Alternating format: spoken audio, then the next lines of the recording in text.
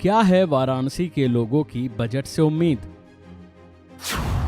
बुनकरों के लिए दावे तो बहुत हुए,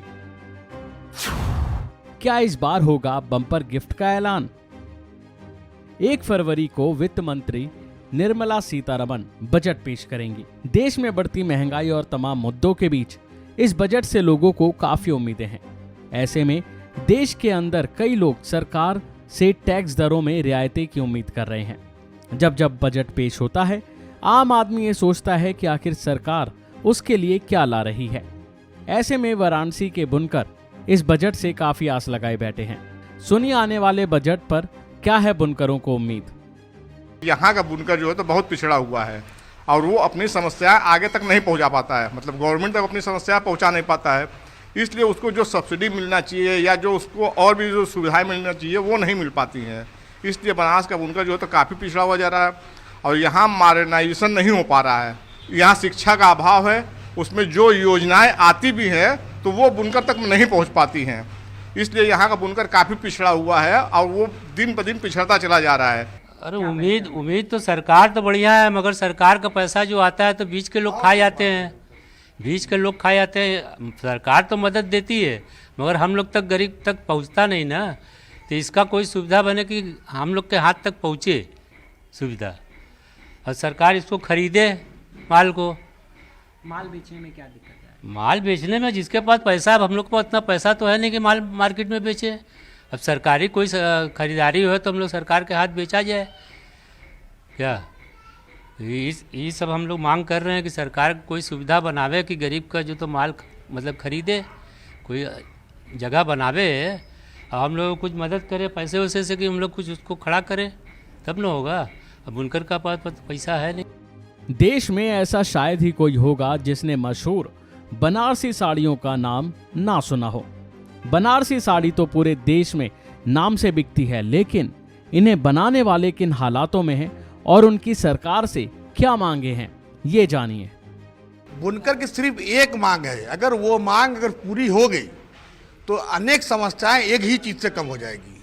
सबसे बड़ी बात ये बिजली आज से कुछ साल पहले 75 रुपये पर लूम, ये लूम है 75 रुपये पर लूम बिजली मिल रही थी सब्सिडी के तौर पे। उस समय कैसे? और वो समय कारोबार भी अच्छे थे और बनारस के कम से कम 75% लोग इसी काम से जुड़े हुए हैं। बनारसी साड़ी से कोई किसी की दुकान है, कोई सप्लायर है, कोई तानी बाना धागा, हर एक तरीके से जुड़े हुए हैं लोग और हर लोग अच्छे तरीके से चल रहा था, क्योंकि बनारस का मेन काम ही बनारसी साड़ी है। इसी नाम से, इसी काम से लोग जाने जाते हैं। भाई कबीर की नगरी है, इसी साड़ी से सब कुछ हुआ है यहाँ पर। तो जब तक 75 रुपये साड़ी था, पर लूम था इसमें, तो सब्सिडी था, हर आदमी, गरीब आदमी, अमीर सभी अपने क्षेत्र के धंधे कर रहे थे। उसके बाद सब्सिडी सी ख़त्म कर दी गई।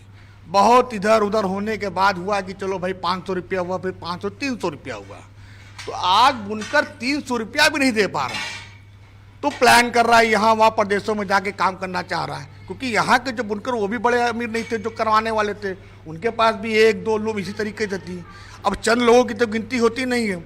अब वो 75 रुपये से उनका सब पूरा होता था, अब उनको 300 रुपये देना पड़ रहा है।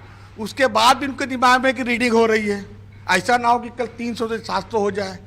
तो ये असंभव है कि इसका होगा क्या। अगर सरकार से ये उम्मीद हम लोगों को है कि अगर 75 रुपये सब्सिडी कर दे तो हम फिर बहुत ही उभर कर ऊपर आ सकते हैं। बस सबसे बड़ी समस्या बिजली की है यहाँ पर। ये जिस दिन दूर हो जाएगा, यहाँ कारोबार भी बढ़ने लगेगा, कारीगर भी यहाँ रुकने लगेंगे, 2 पैसा बचने भी लगेगा लोगों को। जैसे किसान लोग को जो मदद मिलती है उस तरीके से बुनकर को भी मदद मिले, चाहे जिस तरीके से सरकार दे हम लोग को, लेकिन मदद दे और सारे बुनकरों को मदद दे। चाहे उसका एक कार्ड वगैरह बना ले या घर आके सर्वे करे, मतलब मदद मिले, जब तभी हम लोग खड़े हो पाएंगे, वरना हम लोग और नीचे चले जाते रहेंगे। अक्सर देखा जाता है कि किसानों के बाद बुनकर का ही नाम है। हाँ, हमेशा थे। आज़ादी के बाद से किसान के बाद बुनकरे थे, लेकिन आज जो बुनकरों को दूर रखा जा रहा है, अभी इसके बारे में तो सरकार समझ सकती है ना, हम लोग तो जान नहीं सकते उतना। उम्मीदें हैं बजट से? उम्मीद है कि अगर सरकार चाहेगी तो सब कुछ हो जाएगा। ये थी बनारसी के बुनकरों की मांगे जो वो सरकार से चाहते हैं। अब देखना होगा कि क्या इस बजट में उनके लिए कोई तोहफा होगा या नहीं। अभी के लिए फिलहाल इतना ही। खबरों में बने रहने के लिए देखते रहिए वन इंडिया हिंदी।